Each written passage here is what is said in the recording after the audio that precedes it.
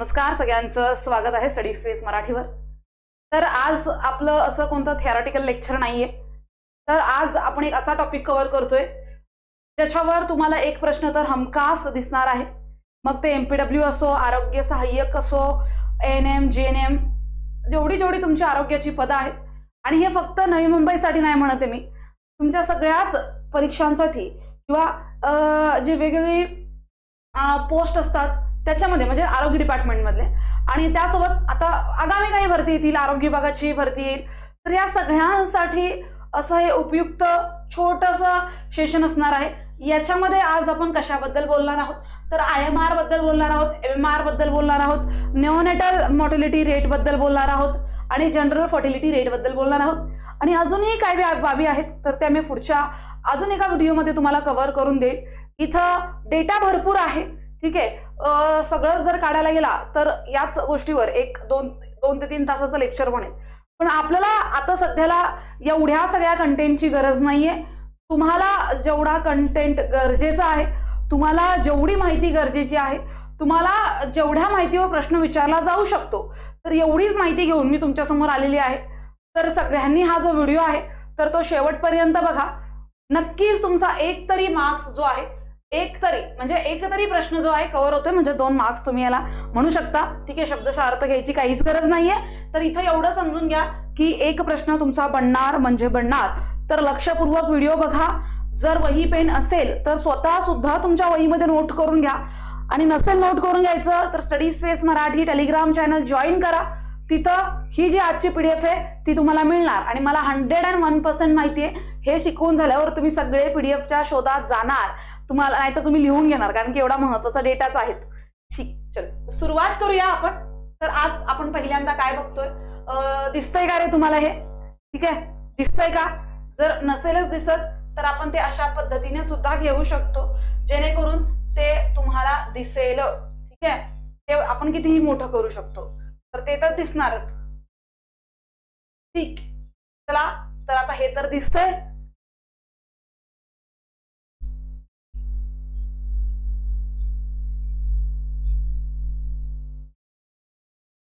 बघा आता हे दिसतंय व्हायटल स्टॅटिस्टिक्स, डेमोग्राफिक आणि व्हायटल स्टॅटिस्टिक्स असतात हे। तर याच्यामध्ये सगळ्यात पहिल्यांदा आपण काय बघतोय रे, तर सगळ्यात पहिल्यांदा आपण इथं बघतोय इन्फॅन्ट मॉर्टॅलिटी रेट म्हणजे काय, तर IMR बघतोय आपण। इकडे काय बघतोय, IMR पहिलाच आपला सगळ्यात महत्वाचा। आणि हे असं नाही की फक्त तुम्हाला याच NNMC साठी महत्वाचं असेल, तर नाही, कोणत्याही स्पर्धा परीक्षेसाठी महत्वाचं आहेच हे, ठीक आहे। चला तर आता आपल्याला सगळ्यात पहिलं हे माहित पाहिजे की IMR आपण काढतो कसा, ठीक आहे। कसा IMR काढतो त्याचा फॉर्म्युला आपल्याला कधी विचारला तर आपल्याला माहित पाहिजे, किंवा आपल्याला नॉर्मली ही फॉर्म्युला माहितीच पाहिजे। सहसा आपल्याला जास्त कुठे आहे, कमी कुठे आहे, किंवा मग आपल्या राज्याचा किती आहे, मग भारताचा किती आहे, हा एक कॉमन प्रश्न विचारला जातो। तर बघा, number of death of infant, तर जे इन्फॅन्ट, आता इन्फॅन्ट म्हणजे काय आहे रे, तर ते तुम्हाला माहित पाहिजे। कधी कधी आपल्याला हेच माहित नसतं की 1 वर्षाखाली जी बाळकं असतात, 1 इयरच्या खालची जी बालकं असतात, लोअर दॅन 1 इयर, तर याला आपण काय म्हणतो, तर इन्फॅन्ट म्हणतो। 1 वर्षाखालील, लक्षात ठेवा, पहिलं तर हे माहित पाहिजे इन्फॅन्ट म्हणजे काय। 1 वर्षाखालील बालक म्हणजे त्याला आपण इन्फॅन्ट कन्सिडर करतो। तर number of death of infant, त्यामध्ये total number of live birth, जेवढे बाळकं जन्माला आलेले आहेत तर त्यांच्यावर ज्यांचा मृत्यू झालाय गुणिले 1000, म्हणजेच तुमचा काय निघणार, IMR निघणार। तर हा फॉर्म्युला आहे, किती 1 वर्षाच्या आतील बालकांचा मृत्यू झालाय, तेच किती 1 वर्षा आतील बालकं जिवंत आहेत, यावर आपण काय करतो, 1000वर काढत असतो, हे लक्षात ठेवा। त्यानंतर पुढे बघूया, तर इंडियाचा जो करंट IMR आहे, ठीक आहे, इंडियाचा जो करंट IMR आहे तर तो 28 आहे, ठीक आहे। इंडियाचा करंट IMR 28 आहे। सगळ्यात जास्त इन्फॅन्ट मॉर्टॅलिटी रेट हा MP चा आहे। सगळ्यात जास्त MP मध्ये इन्फॅन्ट मॉर्टॅलिटी म्हणजे जास्त बालकांचा मृत्यू होतो, इन्फॅन्टचा मृत्यू होतोय 1 वर्षाखाली। एक सुंदर असा चार्ट जो आहे तर तो टेलिग्राम चॅनलवर शेअर केला होता, तुमच्यापैकी किती जणांनी बघितलाय माहित नाही, मला थोडा शोधावा लागेल मला, पण 101% मिळणार। मी आपल्या टेलिग्राम चॅनलवर तो शेअर केला होता, ठीक आहे। चला बघूयात आपण आपलं हे स्टडी स्पेस मराठी चॅनल आहे.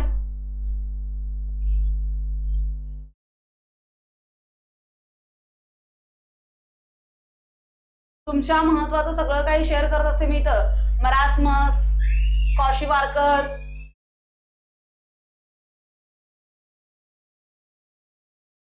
हे बघा हे. तर बघा सर्वात जास्त IMR कुठे दिसतोय तर इथं मध्य प्रदेशमध्ये बघा रे, तर 43 इतका IMR आहे. ठीक आहे. त्यानंतर उत्तर प्रदेश 36गड 38, आसाम ओडिसा 36, राजस्थान 32, मेघालय 29. सर्वात कमी IMR कोणाचा आहे तर सर्वात कमी IMR मिझोरमचा आहे. फक्त 1000 जिवंत बालकांमागे मिझोरम मध्ये फक्त 3 बालकं मरतायत. आपल्याला तेही नकोय. त्यानंतर नागालँड 4, गोवा सिक्कीम 5, केरळ मणिपूर 6, दिल्ली 12. बघा रे इथं तेवढ्या काही कनेक्टिव्हिटी नाहीये, तरीही इथं तुम्ही मिझोराम लिटरसी मध्ये टॉपला आहे, केरळ नाहीये टॉपला सध्याला, हे लक्षात ठेवा. आता ज्या वेळेला नवीन सेन्सस आणि आता नवीन आपली जनगणना सुरू होते, तर त्या जनगणनेमध्ये तुम्हाला एक नवीन सरप्राईज मिळणार आहे की आता केरळ आपलं लिटरसी मध्ये टॉप नसणार आहे. मिझोरमने 100% लिटरसी गाठलेली आहे, 100% साक्षरता मिझोरमनी गाठलेली आहे. तर ते तुम्हाला इथं लक्षात ठेवायचं आहे. त्यानंतर IMR मध्ये सुद्धा खूप चांगली प्रगती आहे त्यांची. 3 बालकं मरतायत. इथं 43 आणि 3 किती मोठं अंतर आहे मिझोरम आणि मणिपूरमध्ये. ठीक आहे, सॉरी मिझोरम आणि मध्य प्रदेशमध्ये. तर सगळ्यात जास्त आता बघा मध्य प्रदेशमध्ये तुम्हाला माहिती आहे सगळ्यात जास्त ST लोक राहतात, म्हणजे ST कॅटेगरी राहते आणि तिथं कनेक्टिव्हिटी नसते. खूप जास्त जंगलाचा प्रदेश आहे आणि बऱ्यापैकी जंगलाचा प्रदेश असल्यामुळे कनेक्टिव्हिटी नसते. मग बऱ्यापैकी सगळ्या गोष्टी हॉस्पिटलमध्ये जाऊन केल्या जात नाहीत आणि प्रॉपर फॉलिक ऍसिड, कॅल्शियम वगैरे ट्रीटमेंट जी डिलिव्हरी म्हणजे प्रेग्नन्सी पिरियड मधली जी ट्रीटमेंट असते तर ती फॉलो केली जात नाही. त्यामुळे बालक किंवा बाळ जे आहे तर बेबी जे आहे तर ते इनमिच्युअर जन्माला येतं आणि इनमिच्युअर बेबी हे जगत नसतं. खूपच कमी चान्सेस असतात की इनमिच्युअर बेबी हे जगत असतं. ठीक आहे. तर इनमेच्युरिटी हे सगळ्यात महत्वाचं रिझन आहे इन्फॅन्ट मॉर्टॅलिटी रेटचं आणि ते MP मध्ये जास्त आहे. आणि बघा जी आपली पूर्वेकडची राज्य आहेत, आपण म्हणतो की त्यांची प्रगती नाही झालेली, त्यांच्यावर आपलं लक्ष देणं गरजेचं आहे वगैरे वगैरे. आपण केलेलं आहे 7 सिस्टर 8 सिस्टर अष्टलक्ष्मी महोत्सव वगैरे त्यांच्यासाठी आपण करत असतो, पण त्यांनी स्वतःमध्ये किती चांगले चांगले बदल केले तुम्ही बघू शकता. लिटरसी खूप चांगली आहे. त्यानंतर तिथं तुम्ही जर बघाल प्रॉपर सगळ्यांना इंग्लिश लँग्वेज येत असते. त्यांची लँग्वेज जवळजवळ 3 ते 4 लँग्वेज त्यांना येत असतात. जेंडर गॅप जो आहे तो खूप चांगला आहे, आपल्यासारखा मोठा जेंडर गॅप नाहीये. त्यासोबत सेक्स रेशो चांगला आहे, फिमेल लिटरसी चांगली आहे. तर सगळं तिकडे चांगलं चांगलं आहे. ठीक आहे. आणि आपण म्हणतो की आपल्याकडे प्रगती त्यांच्याकडे प्रगती नाही, कोण म्हणतंय?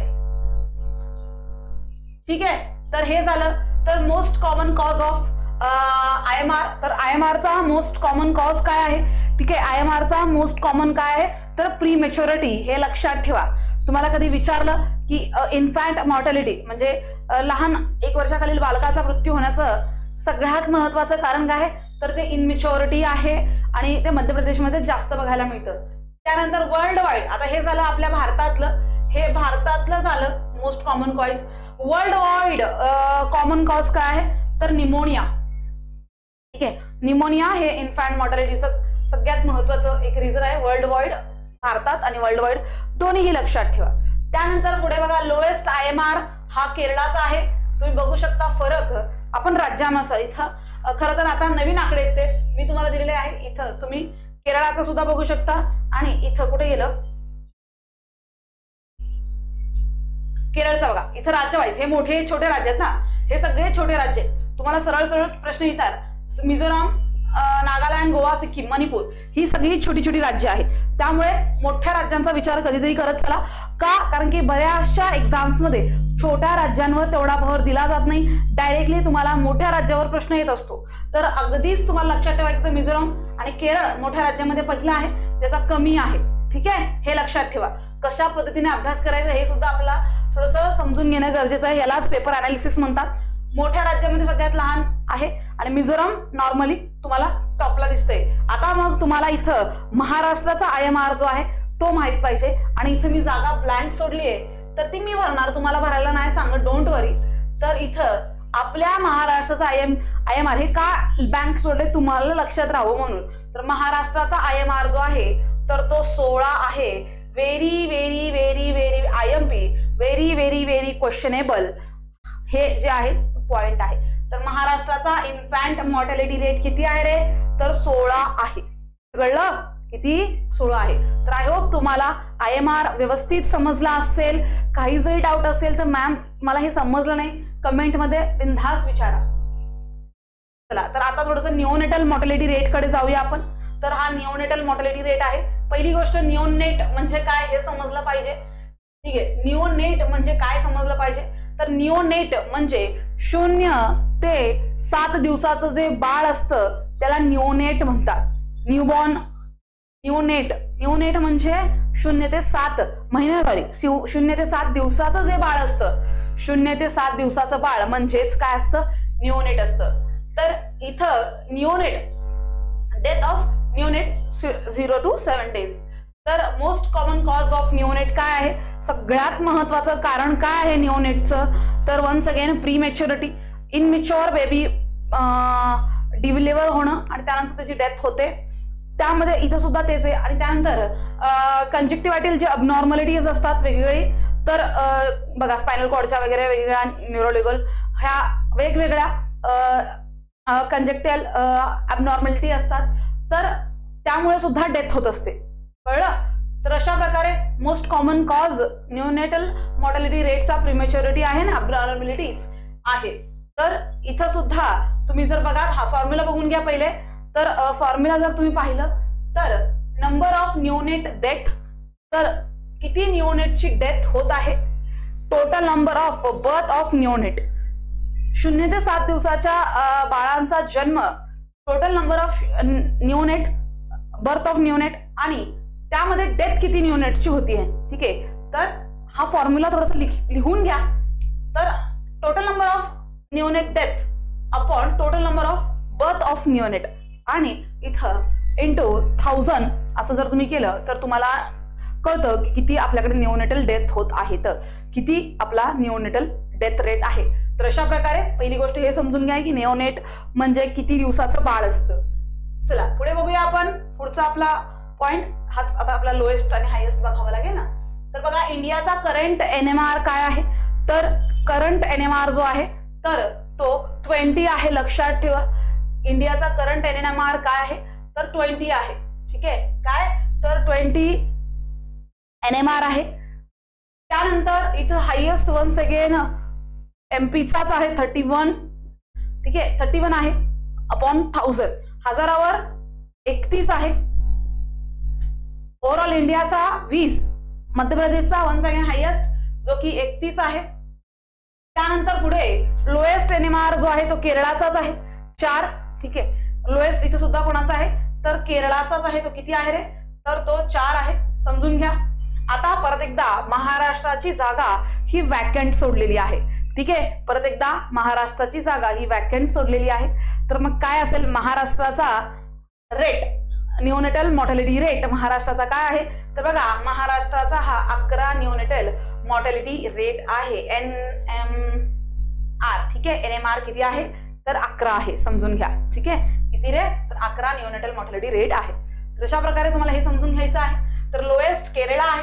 हे हाय मोठे स्टेट असतात बघा, मोठ्या स्टेटसाठी आपण बघतो. त्यानंतर हायेस्ट NMR जो आहे MP once again IMR NMR दोन्हीही MP. IMR MP चा 43 आहे.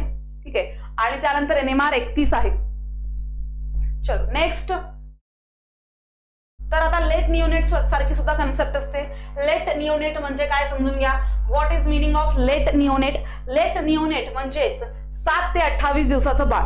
7 ते 28 दिवसाचं जे बाळ असतं त्याला लेट निओनेट असं म्हणतात. तर त्याचं सगळ्यात मोस्ट कॉमन कॉज काय आहे, सगळ्यात डेथचं कारण काय आहे महत्वाचं, तर यामध्ये इन्फेक्शन आहे. आपल्याला लेट निओनेटवर प्रश्न येत नाही तरी पण एक कॉमन कॉज तुम्हाला माहित पाहिजे. बाळ जन्माला आल्यावर त्याची प्रॉपर निगा न घेणं आणि जर असं नाही केलं तर 1 महिन्यात बाळाची डेथ होऊ शकते. तर प्रॉपर त्याचं हायजीन मेंटेन ठेवलं पाहिजे ऍटलीस्ट 6 महिने तरी. चला पुढे इन्फेक्शन बघितलं आपण. तर आता आपल्याला काय बघायचं आहे, तर मॅटर्नल मॉर्टॅलिटी रेट बघायचा आहे. तर बघा इथं मॅटर्नल मॉर्टॅलिटी रेट जो असतो तर तो 1 लाखाच्या वर काढतो, हे लक्षात ठेवा. मी एक लेक्चर बघत होते युट्यूबवर, तर ते सर चुकीचं सांगत होते. तसं त्यांनी शिकवलं खूप छान छान, पण त्यांनी बाकी सगळे रेट जे आहेत तर तो आपण 1000 वर काढत असतो, पण इथं हा रेट जो आहे तर तो लाखावर काढत असतो. कळलं की 1 लाख जिवंत आयांमागे किती आयांचे जन्म झालेले आहे, किती आयांचा मृत्यू झालेला आहे, अशा पद्धतीने. कळलं, इंटू लॅक्स. ठीक आहे, किती जिवंत आहेत आणि डिलिव्हरीच्या पिरियडमध्ये, ठीक आहे, डिलिव्हरीच्या पिरियडमध्ये कितींचा मृत्यू झालाय, अशा प्रकारे इंटू 1 लाख काढत असतो. 1 लाख. ठीक आहे, 1 लाख वर काढत असतो. लक्षात ठेवा, माता मृत्यू दर हा 1 लाखाच्या वर असतो. Very very IMP. बऱ्यापैकी आपण कन्फ्युज होतो, आपल्याला सगळं हजार लक्षात ठेवायचं असतं, आणि इथंच फक्त एक बदल आहे, तो म्हणजे लाख आहे.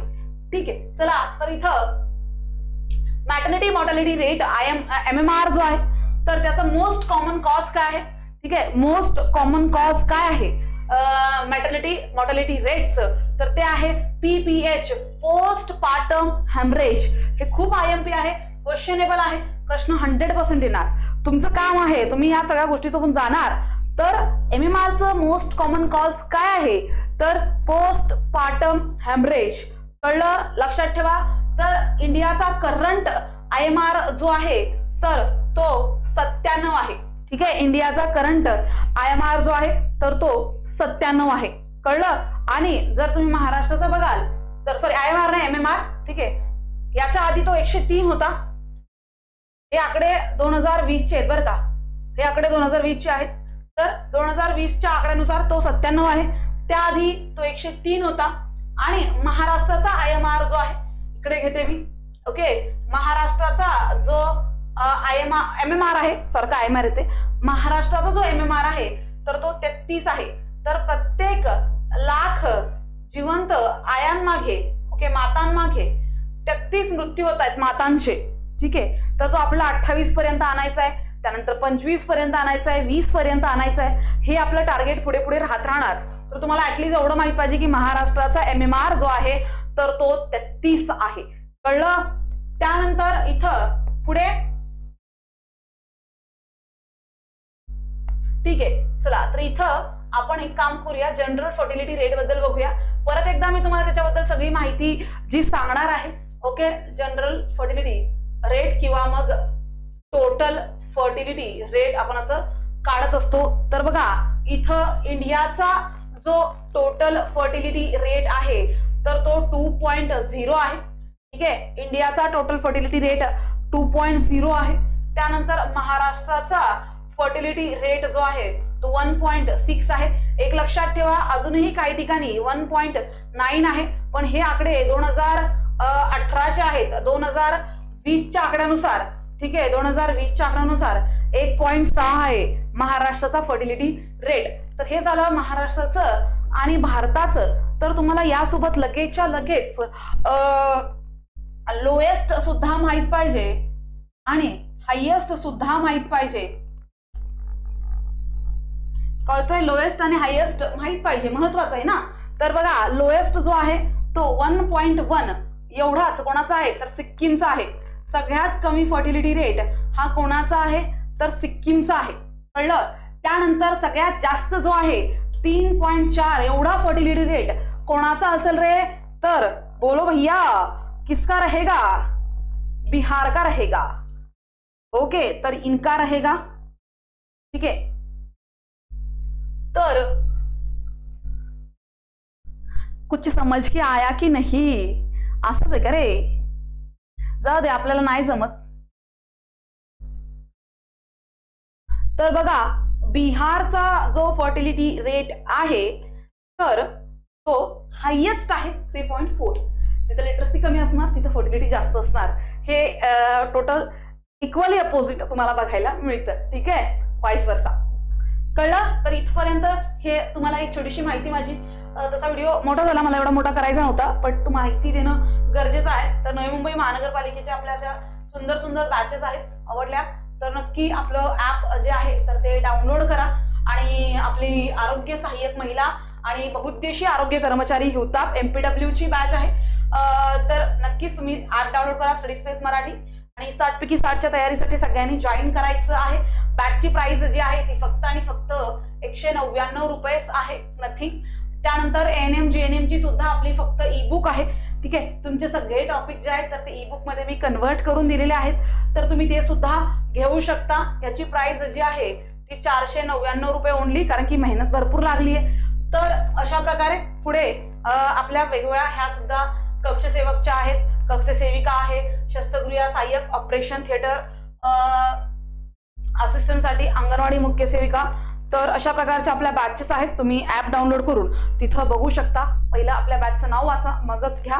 ठीक आहे, चला तर आजसाठी थांबते इथेच, भेटूया आपल्या नेक्स्ट लेक्चरमध्ये. Thank you so much.